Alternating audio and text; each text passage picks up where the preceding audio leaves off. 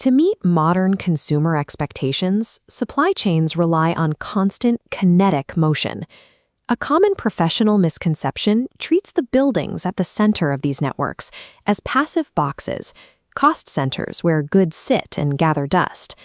Historically, warehouse design favored this approach. Facilities prioritized deep storage density, holding slow-moving inventory for months, and managers measured success by the lowest cost per unit stored. A modern distribution center operates on a different logic. It optimizes for throughput. Inventory enters, is processed, and exits quickly, often within 24 hours, and success is measured by the cost per fulfilled order and tight cycle times. The catalyst for this shift is relentless consumer pressure. Same-day delivery commitments and complex omnichannel retail require nodes that can process and ship orders within hours of receipt. To achieve that velocity, a modern facility executes 5 active strategic functions: consolidation of inbound freight, breaking bulk shipments into smaller quantities, value-added services like kitting, strategic inventory buffering, and processing reverse logistics. Mastering these active functions demands highly complex sortation and routing capabilities. Every item must be directed to the right zone at precisely the right time. We are going to systematically engineer a modern distribution center from a blank footprint, making structural decisions designed to maximize inventory velocity and mathematically minimize labor travel time.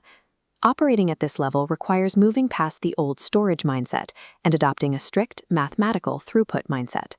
A facility's physical layout is its least reversible decision. A poorly designed footprint locks in travel inefficiencies, congestion, and safety hazards for the lifespan of the building. Every operation must map 5 core zones: receiving, storage, pick and pack, staging and shipping, and value-added services. The simplest physical configuration for these zones is the straight-through, or I-flow pattern. Goods arrive at receiving on one end, move forward through storage, and exit the shipping docks on the exact opposite side. While an I-flow layout reduces internal traffic collisions by keeping everything moving in one direction, it demands a massive site footprint and makes it impossible to share dock doors between inbound and outbound trucks. This brings us to the dominant layout in retail distribution, the U-flow pattern. By routing freight in a U-shape, receiving and shipping share the same end of the facility. Managers can dynamically reallocate dock doors between inbound and outbound traffic, cross-dock freight directly across the staging area, and maximize vertical cube utilization for storage at the rear. These macro-level geometry decisions establish the absolute upper limit on how fast a facility can process orders before the first piece of inventory ever arrives. Once the layout is set, we must power the operational engine of the center: order picking. In a non-automated facility, selecting items from storage to fulfill orders consumes 55 to 65% of all labor costs. Consider a facility attempting to fulfill bulk retail pallet orders for physical stores and single-unit e-commerce orders from the exact same storage aisles. The physical reality is immediate gridlock. Forklift operators retrieving heavy pallets are actively obstructed by employees pushing manual carts to pick individual items. This spatial conflict creates a severe spike in congestion and pushes order error rates well above the standard 0.5% Tonket, directly impacting customer satisfaction. Standard discrete picking, where one worker fulfills one complete order by traveling the entire warehouse, fails in a high-volume, mixed-demand environment. It requires far too much walking. To restore throughput, the facility requires a structural intervention: zone picking. Zone picking divides the warehouse map into dedicated sectors. It physically separates the heavy, forklift-driven bulk workflows from the high-velocity, pedestrian e-commerce workflows. Treating all picking as a uniform process breaks the logic of an omnichannel facility. Different demand profiles require distinctly different physical zones to operate efficiently. With the zones defined, we move from macro layout to micro optimization. This is the discipline of slotting, the critical bridge connecting warehouse layout design to daily labor operations. This visual maps the core mathematical logic of activity-based slotting, the cube per order index, or COI. It is calculated by taking a product's physical size and dividing it by its picking frequency. The rule is strict.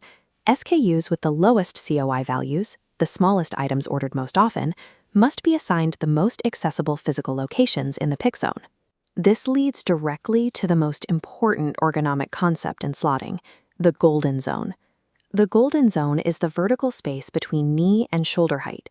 Slotting the highest velocity items exclusively in this area allows operators to pick orders with minimal reaching, bending, or physical strain. This maximizes throughput and worker safety simultaneously. However, item velocity is volatile.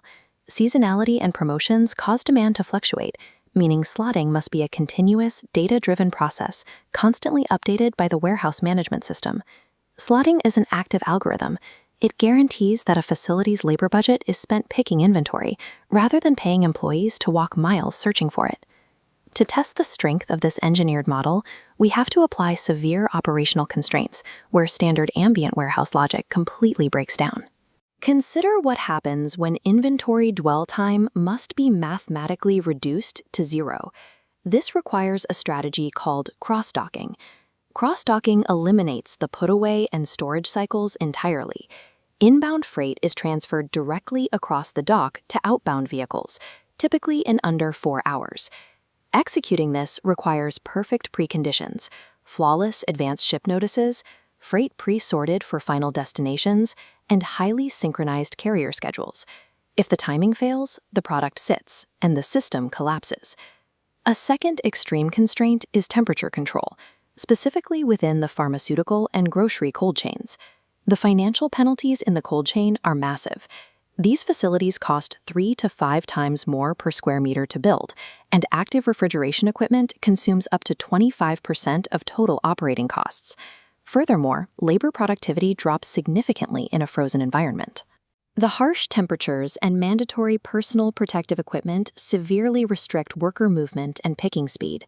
In a standard ambient warehouse, layout and slotting optimizations are highly beneficial, but in a harsh cold chain facility, eliminating wasted travel time is mathematically non-negotiable for survival. Review the fully engineered system.